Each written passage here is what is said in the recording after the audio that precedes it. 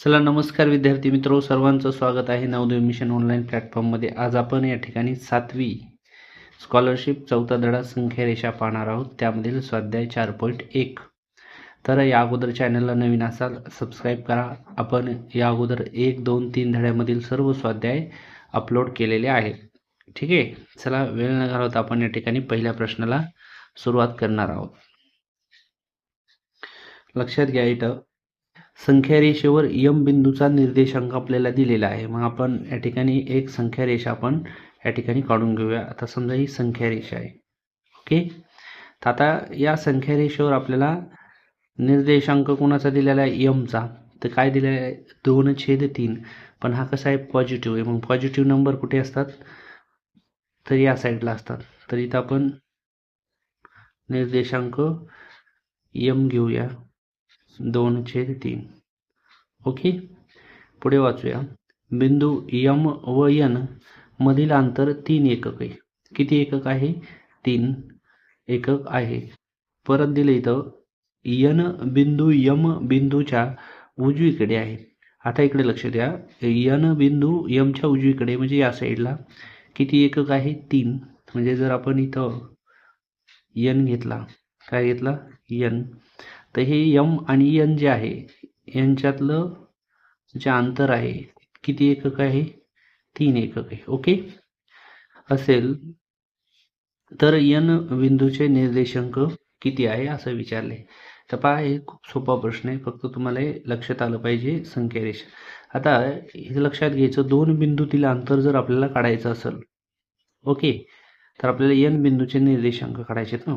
तर 2 बिंदूतील अंतर काढायचं असेल तर या ठिकाणी लक्षात ठेवणं काय गरजेचं आहे आपल्याला? तर इथं लिहिणार आपण 2 बिंदूतील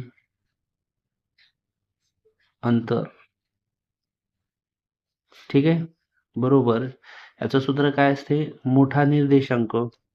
काय लिहायचं? मोठा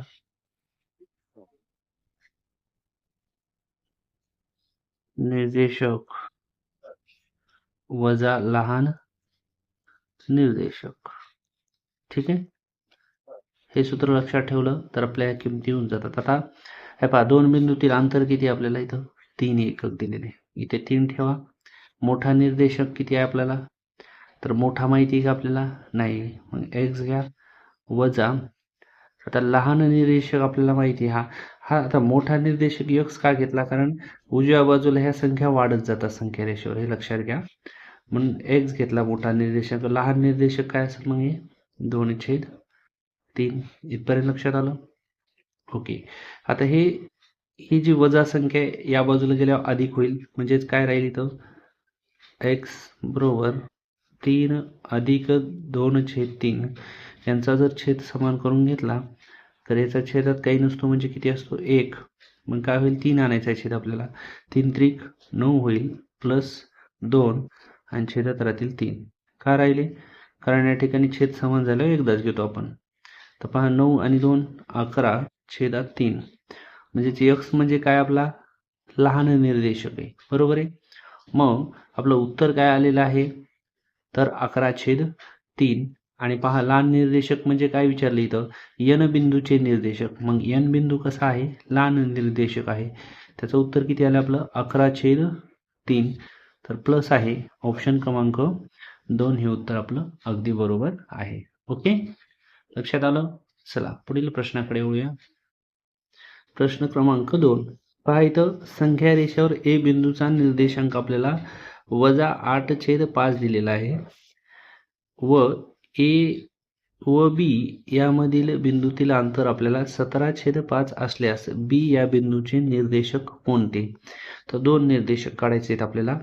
तर लक्षात घ्या, सर्वात अगोदर आपण काय काढणार? अंतर, 2 बिंदूतील अंतर बरोबर आपलं सूत्र काय आहे? मोठा निर्देशक वजा लहान निर्देशक. ठीक आहे, आता आपण हे सूत्र लिहिलं तर आपल्याला अंतर, हे पहा किती दिलेले अंतर? 17/5 लिहिलं. ओके, मोठा निर्देशक. आता इथं लक्षात घ्या, आपण एक संख्या रेषा काढू म्हणजे तुमच्या लक्षात येईल यापेक्षा जास्त. ओके, आता समजा ही संख्या रेषा काढली आणि या संख्या रेषेवर आपल्याला काय दिले, ए बिंदूचा निर्देशांक दिलेला आहे आणि त्यानंतर ए व बी या बिंदूतील अंतर पण दिलेले आहे आणि बी या बिंदूचे निर्देशक काढायचे. तर लक्षात घ्या, बी बिंदू आपला कुठे आहे हे आपल्याला माहित नाही, परंतु ए चे निर्देशक आपल्याला दिलेले आहेत. तर ए चा निर्देशक लिहून घेऊया, 8 हे आहे ए चा निर्देशक. मग लक्षात घ्या, बी हा या साईडला बी असू शकतो किंवा या साईडला असू शकतो, असं काही आपल्याला इथं स्पष्ट सांगितलेलं नाही. म्हणजे आपण काय करणार, बी समजा हे मायनस आहे तर इथं आपला 0 असतो, बरोबर आहे, या साईडला प्लस असतात, म्हणजे बी इथं कुठे पण असू शकतो आणि या साईडला इथे पण असू शकतो, म्हणजे मायनसमध्ये असू शकतो बी आणि प्लसमध्ये बी असू शकतो. ओके, तर या इकडं बी असेल किंवा इकडल्या साईडला असेल, दोन्हीपैकी एक. आता इथपर्यंत लक्षात आलं.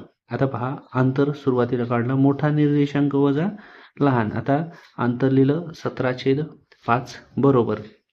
आता जर मोठा निर्देशक जर आपण या ठिकाणी अगोदर जर बी गृहीत धरला, कोणता गृहीत धरला, बी, तर काय होईल, इथं मोठा निर्देशक बी लिहूया, वजा कंसामध्ये -8/5 कंस बंद. इथपर्यंत लक्षात आलं. परत याला सोडवताना काय लिहावं लागेल, इथं 17/5 बरोबर आहे, इथं बरोबरचं चिन्ह देऊया. आता लक्षात घ्या, हे वजा वजा अधिक होईल, म्हणजे इथं काय होईल, बी अधिक 8/5. या अधिकची संख्या इकडल्या बाजूला कशी होईल, वजा होईल, म्हणजेच काय होईल, बी बरोबर 17/5 वजा 8/5. इथपर्यंत लक्षात आलं.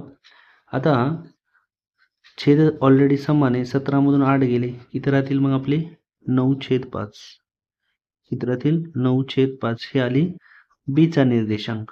कशाचा निर्देशांक आला, बीचा. ओके, तर आता लक्षात घ्या, 9/5 असलेला ऑप्शन कुठं कुठं आहे आपलं, प्लसमध्ये.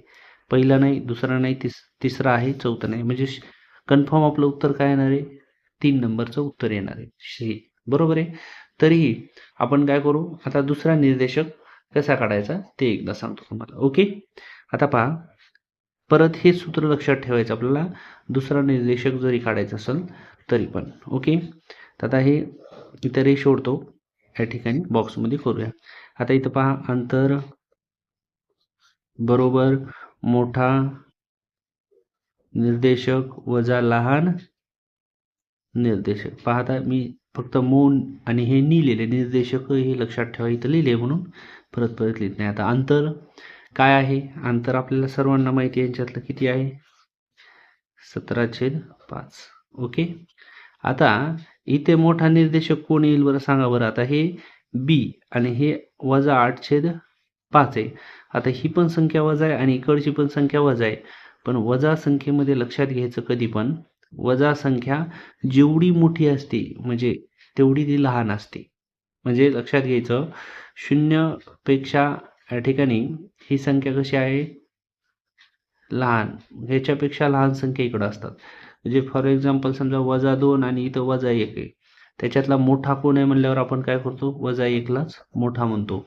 तसं मग बी कसा असेल, लहान निर्देशक असेल. ओके, तर मोठा निर्देशक काय लिहिणार मग आपण, -8/5 आणि इथं परत वजा बी. ठीक आहे, तर आता इथपर्यंत लक्षात आलंय. मग आता आपल्याला काय करावं लागणार आहे, तर ही वजा जी संख्या आहे अपूर्णांक, या बाजूला गेल्यावर कसा होईल, अधिक. ओके, हां, तर ही वजा आणि हे वजा बी आहे, कंसामध्ये वजा करून टाकूया. ओके, आता ही वजा संख्या इकडं अधिक झाली, म्हणजे वजा वजा काय होणार आहे, बी अधिकच होणार आहे. ओके, तर इथं लिहूया,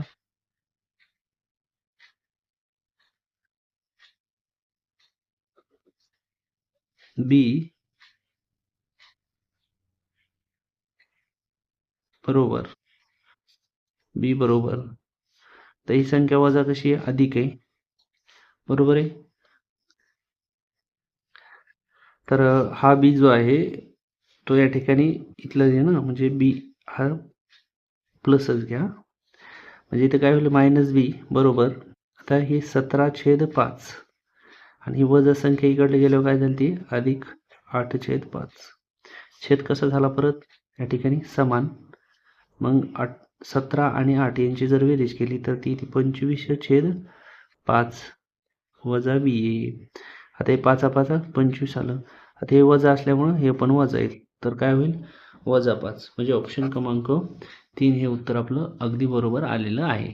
ओके, चला पुढील प्रश्नाकडे वळूया. चला प्रश्न क्रमांक 3 पाहूया. 3 मध्ये सांगितले -7/11 ही संख्या कोणत्या दोन लगतच्या पूर्णांकाच्या दरम्यान आहे. मग आता हे -7/11 आहे, तर आपण याला असं करू शकतो, 7 अगोदर आपण भागाकार करूया, वजा भागाकार आल्यानंतर भागाकाराला वजा चिन्ह देऊ. 7/11/7. 11च्या पाड्या 7 नाहीत, 0 इथे एक 0 आला. 11 × 66 होईल, ठिकाणी 4 उरतील, परत एक 0 आला. 11 × 33 होईल, या ठिकाणी 7. आता पहा उत्तर काय आलं आपलं -7/11 याचं उत्तर आलेले -0.63. आता लक्षात घ्या, हे -0.63 ही संख्या कोटी आहे, म्हणजे कोणत्या दोन संख्येच्या दरम्यान आहे, तर हे लक्षात घ्या. किंवा मग आपण जर अशी संख्या रेषा काढली, सोपं जाऊ द्या, 0 इथं 1 असेल, इथं 2 असेल, इथं असेल -1, इथं असेल -2. आता हे लक्षात घ्या की हे 11 भागापैकी 7 भाग आहेत, म्हणजे 0 ते 1 मध्ये इथं असे 11 भाग आहेत, आणि हा 1 2 3 असा 7व्या भागाला काय इथं हा येणार आहे -7/11. म्हणजे हे कोणत्या पूर्णांकाच्या दरम्यान आहे, तर 1 आणि हे 0 आणि -1 या दोघांच्या दरम्यान आहे, असं देखील आपण याचं उत्तर काढू शकतो. म्हणजे याचं उत्तर काय येणार आहे, तर लक्षात आलं असेल तुम्हाला, ऑप्शन क्रमांक 1. ओके, चला पुढील प्रश्नाकडे वळूया. किंवा मग हे जे भागाकार केलाय असं पण लक्षात घ्या तुम्ही की हे -0. कसं आहे हे 63 म्हणजे 6/3, तर हे 0 ते 1च्या मधली जी संख्या आहे ती आहे ही. ओके, तर ह्याला वजा असल्यामुळं याला वजा चिन्ह आलंय. चला पुढील प्रश्नाकडे वळूया. चला या ठिकाणी ही संख्या रेषा आहे आणि याच्यावर हा 4था प्रश्न समजून घेऊया. पुढे दिलेल्या संख्या रेषेतील सर्वात मोठ्या व सर्वात लहान रेषाखंडाच्या लांबीची बेरीज किती, असा प्रश्न विचारलेला आपल्याला. तर लक्षात घ्या, सर्वात मोठ्या आणि सर्वात लहान. आता रेख CB, C आणि B किती आहे, इथं जवळजवळच आहे, बरोबर आहे. तर एक गोष्ट लक्षात घ्या अगोदर, इथं 1 आहे आणि इथं 0 आहे, म्हणजे याचे किती भाग पडलेत, 1 2 3 4, म्हणजे 1चे 4 भाग पडलेत. याचा अर्थ 1चे जर 4 भाग केले आपण तर किती भाग होतो, समजा असं, म्हणजे 4 भागापैकी हा 1 भाग, हा 2 भाग, हा 3 भाग, असं. तर याचे येते 0.25. किती येतो 0. म्हणजे E आणि D असं जर विचारलं आपल्याला तर हे 0.25 असते. किती असते तर, म्हणजे इथं 0.25, परत इथं त्याच्या पुढं 0.50, असं 25-25ने 0.25ने वाढत जाणार आहे. तर आता विचारलं आपल्याला CB. आता C आणि B हे दोन कसे येतं, तर एक CB किती आहे मग 0.25 CB. ओके, त्यानंतर रेख E आणि B, रेख EB. पाहता E कुठे इथं आहे आणि B कुठे इथे आहे. ओके, तर लक्षात घ्या किती ईच्या पुढं B पर्यंत जायचं, म्हणजे 1 2 3, किती आहे 3, 3 गुणिले 0.25, किती मग 0.75. EB किती आला 0.75 आला. लक्षात आलं. पुढे रेख EQ. आता EQ असंच करायचं, ई पासून क्यू पर्यंतची घरं मोजू. 1 2 3 4 5 घर आहेत. 25 पाचा किती होईल 125. म्हणजेच रेख ई क्यू बरोबर 5 गुणिले 0.25. त्याचं उत्तर येईल पहा 1. ओके. पुढे ई क्यू. आता ई क्यू ई आणि क्यू किती 1 2 3 4 5च. E Q. Okay, E Q झाला आपला. त्यानंतर क्यू जी. क्यू आणि जी किती 1 2 3 म्हणजे 0.75. रेख क्यू जी 0.75. आता लक्षात घ्या 0.25 0.75 0.125 1.25 0. ह्याच्या सर्वात लहान कोण आहे 0.25 सर्वात लहान. ओके. सर्वात लहान रेषाखंडाच्या व सर्वात रेषाखंडाच्या लांबीची बेरीज. आता सर्वात मोठा कोण आहे मग 1.25 प्लस 1.25 हे मोठा आहे. या दोघांची बेरीज केली तर किती येईल मग 1.50. म्हणजे ऑप्शन क्रमांक 3 हे उत्तर आपलं बरोबर असणार आहे. ओके. चला पुढील प्रश्नाकडे वळूया.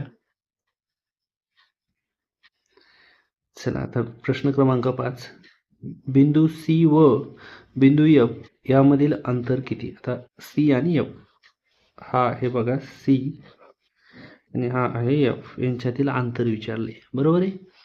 तर आता पहा आता 1 2 3 आणि ह्या प्रत्येकाचे तुम्हाला सांगितले होतं या अगोदरच्या गणितामध्ये 0.25 इतकं याच्यातलं अंतर आहे. मग 3 घरं आहेत म्हणजे काय करणार 3 गुणिले 0.25 बरोबर 0.75. ऑप्शन क्रमांक 1 हे उत्तर बरोबर असणार आहे. ओके. चला पुढील प्रश्नाकडे वळूया. पहा प्रश्न क्रमांक 6.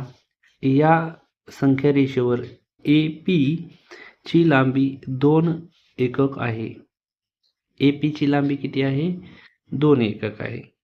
आता इकडे लक्ष द्या ए आणि पी पहा 1 2 इथं लिहिलेले आहे बरोबर आहे. तर इथे दिले लेंथ बी डी बी आणि डी.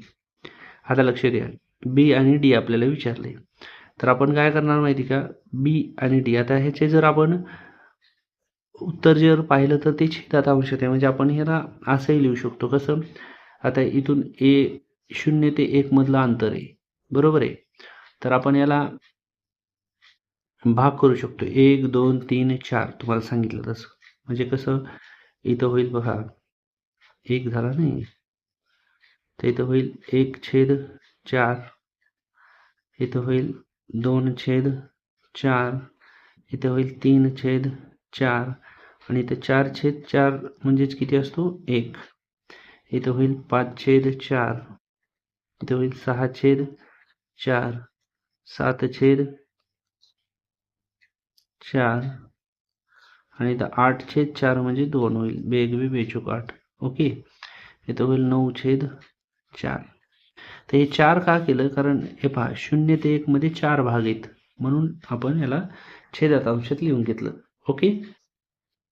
आता प्रश्न समजून घ्या. तर आता बी डी लिहिलं आहे बरोबर आहे. आता बीचं या ठिकाणी काय आहे 1/4 आणि डीचं किती आहे 3/4. यांच्यातील अंतर म्हणजे वजाबाकी करायची म्हणजेच काय होईल आता लक्षात घ्या इथं लिहून घेतो मी एकदा बी डी अधिक सी जी वजा एफ पी. तर बी डीचं काय झालं आपलं बी आणि डी 3/4 वजा 1/4. ओके. अधिकचं कंस असेल तसं सीचं किती आहे 2/4 आणि जीचं किती आहे 6/4. 6/4 वजा 2/4 कंस बंद वजाला वजा एफचं किती आहे 5/4 आणि पीचं किती आहे 8/4. 4. ओके.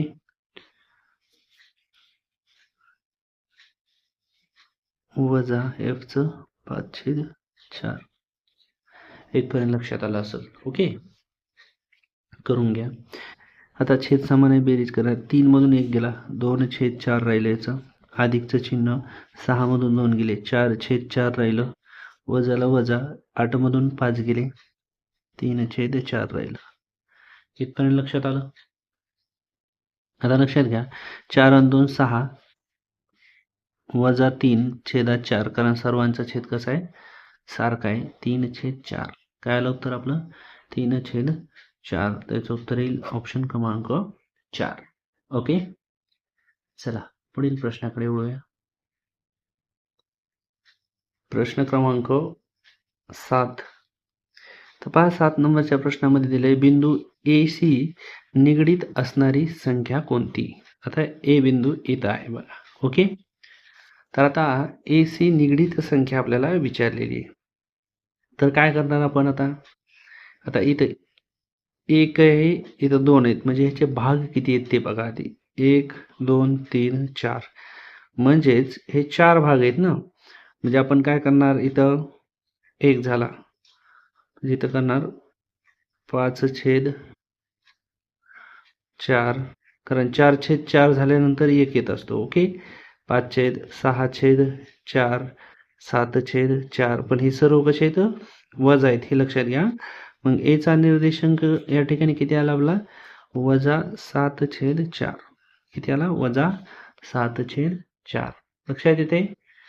तर आता बघा, तर आपल्याला विचारले, पण ही पूर्णांकयुक्त अपूर्णांकात उत्तर दिलेले. तर अपूर्णांकाला पूर्णांकयुक्त अपूर्णांकात नेताना तुम्हाला सांगितलेलं अगोदर लक्षात घ्या, 4ला 4 लिहायचे. ओके, 4च्या पाड्या 7, 4 1 4 आहेत, उरतात किती, 3. हे आपलं असणारे उत्तर. ओके, तर काय उत्तर आलं आपलं, वजा 1.3/4. ऑप्शन क्रमांक 2 मध्ये आपल्याला उत्तर पाहायला मिळते. ओके, लक्षात येते.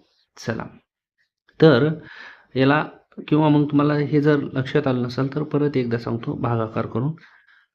आता पहा, 4/7, 4 1 4, उरतात 3. तर पहा, पूर्णांकयुक्त अपूर्णांकात करताना छेदातली संख्या जशाला तशी, आलेला भागाकार या साईडला लिहायचा आणि बाकी अंशामध्ये लिहायची. ओके, तरी तुमच्या लक्षात येईल. चला पुढील प्रश्नाकडे वळूया.